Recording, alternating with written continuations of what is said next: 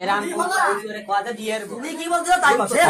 গার্লফ্রেন্ডের কথা নাকি আমি ওর ভিডিও দেখি না, কারণ মিথ্যাতে কোথাও যাই না, আমি ওর সাথে সংসার করতে চাই, আমার জীবন এমনি শেষ। আজকের ভিডিওটি পুরুষ ভাইদের জন্য বলতেছি, আপনারা একটু সচেতন হয়ে যাবেন এই ধরনের মহিলাদের থেকে। সুপ্রিয় দর্শক শ্রোতা, আসসালামু আলাইকুম। দেশে এবং প্রবাসে, দূরে এবং কাছে, যে যেখান থেকে আজকের এই ভিডিওগুলো দেখার জন্য প্লে করেছেন, সবাইকে আন্তরিক শুভেচ্ছা, অভিনন্দন। দর্শক শ্রোতা, শুরু থেকে আপনারা যে ভিডিওগুলো দেখেছেন, আশা করি আপনাদের হয়তো ভালো লেগেছে। অনেকের হয়তো আজকের এই কথাগুলো ভালো নাও লাগতে পারে।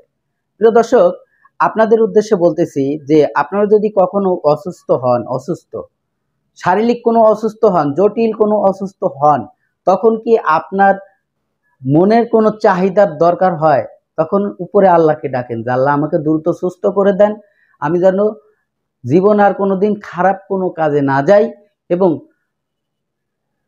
চিরদিন যতদিন পর্যন্ত বেঁচে থাকি ততদিন পর্যন্ত আপনার নাম নিয়ে চলতে পারি।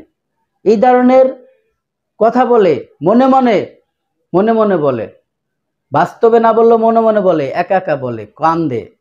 আর তখন এই যে ঘরের স্ত্রীরা যদি কোনো, সবাইকে উদ্দেশ্য করে বলতেছি না, আপনারা বিভিন্ন গণমাধ্যমে দেখেছেন এনার কান্নাকাটি। ইনি নাকি কিডনি দিছে, স্বামীকে কিডনি দিছে, কিডনি ট্রান্সফার করেছে। কিডনি ট্রান্সফার করতে 60 লক্ষ টাকা লাগে, আরও অনেক প্রসেসিং থাকে, যেটা উনি করেছে ওনার স্বামীকে বাঁচানোর জন্য। কতটা ভালোবাসে ওনার স্বামীকে, ভালোবাসতেই পারে। স্বামী স্ত্রীর মধ্যে মিল মহব্বত না থাকলে দুনিয়া চলতো না, পৃথিবী চলতো না। উনি ভালোবাসার টানে তাকে একটা কিডনি দান করছে। আমি জানি, সবাই জানেন ওনার একটা মনের চাহিদা আছে, কিন্তু স্বামীটা যতদিন পর্যন্ত অসুস্থ ছিল ততদিন পর্যন্ত ওনার কাছে হয়তো যাইতে পারে নাই, কিন্তু সেই সুযোগটাই উনি কাজে লাগাইছে। উনি পরকীয়া আসক্ত হয়ে স্বামীকে ফাঁকি দিচ্ছে। এইদিকে আবার বিভিন্ন গণমাধ্যমে এসে স্বামীর উপরে দোষ চাপাচ্ছে, তিনি নাকি পরকীয়া করতেছে, তিনি নাকি অন্য মেয়ের সাথে সম্পর্ক আছে তাই মারধর করে। বিভিন্ন গণমাধ্যমে আমরা তার মারধরের ভিডিওটিও দেখেছি। এটা সত্য, স্বামী তাকে মারছে, কিন্তু কিসের জন্য মারছে এটা কিন্তু আমরা কখনোই জানতে চাইনি এবং জানি না, কারণ ভিডিওতে গণমাধ্যমে যা আসছে আমরা সেটাই বিশ্বাস করছি। এর বাইরে কি আছে এই ঘটনা কিন্তু তারা জানে। দর্শক শ্রোতা, আপনাদের উদ্দেশ্যে বলতেছি, একটা মানুষ, আবারও বলি, যদি শারীরিক সমস্যা থাকে সে কিন্তু তার যৌন চাহিদা থাকে না, ইচ্ছা করলে সে পারে না।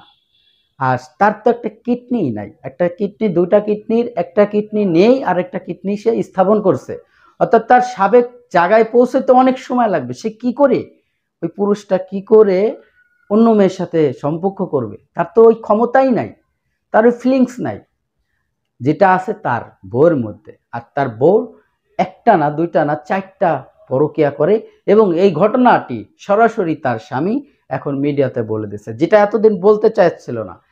তিনি এতদিন চাপা রাখছিল, যখন একের পর এক অভিযোগ স্বামীর উপরে চাপাই দিচ্ছিল, তখনই সে মিডিয়াতে আসছে, বাধ্য হয়েছে, তাকে বাধ্য করা হয়েছে, আর সকল তথ্য সে বলে দিচ্ছে। আর আমরা বিভিন্ন সময় দেখেছি ওই মহিলাটা যে নাকি কিডনি দান করেছিল স্বামীকে, সে গণমাধ্যমে এসে কান্নাকাটি করতেছে, তাকে নাকি অনেক মারধর করে, টর্চার করে, তার মায়ের তার দাঁত ভেঙে দিয়েছে এবং তাকে রাখতে চায় না, চলে যেতে চায় না, ডিভোর্স দিচ্ছে না কেন, এই ধরনের বিভিন্ন অভিযোগের উপরে অভিযোগ ওনাকে দিচ্ছিল, ওনার স্বামীর উপরে দিচ্ছিল। আর একটাই কথা ছিল যে কিডনি দিয়েও স্বামীকে রাখা যাচ্ছে না। দর্শক শ্রোতা, আমি আর বেশি কথা বাড়াতে চাই না, চলে যাব সেই গুরুত্বপূর্ণ ভিডিওতে। আর ভিডিওতে যাওয়ার আগে ছোট্ট করে একটি রিকোয়েস্ট করবো, দর্শক, আপনি যদি আমার এই চ্যানেলে নতুন বন্ধু হয়ে থাকেন, ভালো লাগলে চ্যানেলটিকে সাবস্ক্রাইব করে রাখবেন। ভিডিওটির শেষে গুরুত্বপূর্ণ আলোচনা থাকবে, অবশ্যই ভিডিওটি একটা পরকীয়ার কথা রয়েছে।